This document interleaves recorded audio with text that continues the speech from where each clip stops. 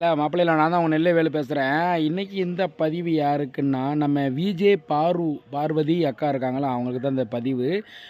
அதான் பார்த்தீங்கன்னா, பார்வதி அக்கா என்ன சொல்கிறாங்கன்னா, நம்ம பார்வதி அக்காவுக்கு வந்து ஒருத்தர் கமெண்ட் போட்டிருக்காங்க. இவ்வளவு கேவலமாக ட்ரெஸ் போட்டிருக்கீங்களே, உங்களுக்கு வெட்கமா இல்லையா அப்படின்னு. அதுக்கு அந்த அக்காவும், ஆமாம் எனக்கு வெட்கமா இல்லை. ஏன் நான் வெட்கப்படணும்?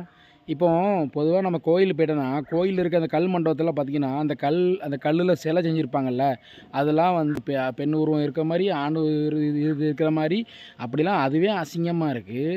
அதெல்லாம் உங்களுக்கு அசிங்கமாக தெரியல. நான் வந்து ட்ரெஸ்ஸிங் சென்ஸ் டீசெண்டாக ட்ரெண்டிங் ஏற்ற ட்ரெஸ்ஸிங் சென்ஸ் போடுறது உங்களுக்கு ஆபாசமாக தெரியுதா? நான்லாம் அதாவது நல்லா கேட்டுக்கோங்க நண்பர்களே, நான் வந்து இந்த மாதிரி ட்ரெஸ்ஸு போட்டால் நீங்கள் வந்து என்ன தவறான ஒரு பெண்ணுன்னு சொல்லி நீங்கள் சித்தரித்து என்ன பேசுகிறீங்க. இதை யார் சொல்கிறா? நம்ம பார்வதி அக்கா சொல்கிறாங்க. சரிங்களா? பார்வதி அக்கா உங்களுக்கு ஒன்று சொல்கிறேன். என்னோடய கருத்து என்னென்னா, ஓகே காலத்துக்கு தகுந்தால ட்ரெஸ்ஸை மாற்றிக்கிட்டு இருக்காங்க. இன்னொன்று என்னென்னா, நீங்கள் இன்னொன்று சொல்கிறீங்க. இதே பெண்கள் வந்து சேலை கட்டிட்டு போனால், இதே ஒரு யூடியூப்போ இன்ஸ்டாகிராமோ சோசியல் மீடியாவில் சேலை கட்டி ஒரு வீடியோ போட்டாங்கன்னா, அந்த வீடியோவுக்கு வியூஸ் கொடுக்க மாட்டாங்க. இதே அவங்க ஒரு மாடர்ன் ட்ரெஸ்ஸை போட்டுட்டு வீடியோ போட்டாங்கன்னா, அவங்களுக்கு வியூஸ் பிச்சுக்கிட்டு அள்ளிக்கிட்டு கொடுப்பாங்க. இதுக்கு ஒரு விதத்தில் பார்த்தா நம்ம சோசியல் மீடியாவும் காரணம். இந்த மாதிரி ட்ரெஸ்ஸிங் சென்ஸ் குறையிறது, ஆபாசமாக வீடியோ போடுறது, சரிங்களா? ட்ரெண்டிங் அப்படிங்கிற பேரில் ட்ரெஸ்ஸை குறைச்சி, ஆடையை குறைச்சி வீடியோ போட்டு லைக்ஸுக்காகவும் ஃபாலோவர்ஸாகவும் வீடியோ போடுறது நிறைய நடந்துக்கிட்டு தான் இருக்குது நண்பர்களே.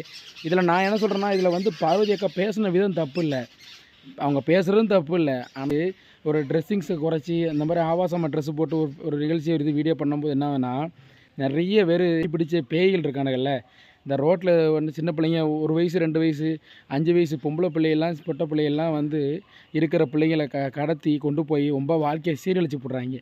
அது வந்து அவங்களுக்கு அந்த வாழ்க்கையை கெடுக்கிறதுக்கு நம்மளே வழிவகை பண்ணுற மாதிரி இருக்கும். அதனால் நம்ம தமிழ்நாட்டு கலாச்சாரம் பார்த்திங்க அப்படின்னா, சேரீ ஒன்று தான், புடவை ஒன்று தான். அன்றைக்கி புடவை கட்டிட்டு தலை நிறைய மல்லிகைப்பூ வச்சு, கை நிறைய வளையலை போட்டு, காலில் கொலுசு போட்டுக்கிட்டு, நீங்கள் கையில் நாகப்பாலிஷ் கூட அடிச்சுக்கோங்க, போட்டுக்கிட்டு வெளியே தெரு போனீங்கன்னா பார்க்காதவங்களும் பார்ப்பாங்க.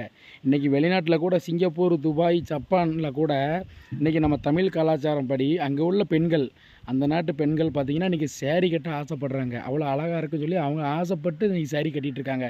நம்ம தமிழ்நாட்டு கலாச்சாரம் எங்கே போகுது? நம்ம நாடு எங்கே போகுது? சமூக சீர்கேடு ஆகிக்கிட்டு இருக்குது. எல்லாத்துக்குமே பாதி விஷயம் சொல்கிறேன். பெண்களை பொறுத்த வரைக்கும் இந்த ஆடை குறைபாடு. ஆடையை வந்து குறைச்சிக்கிட்டே போகிறோம். அதனால் எல்லாமே குறைஞ்சி போய்க்கிட்டே இருக்குது.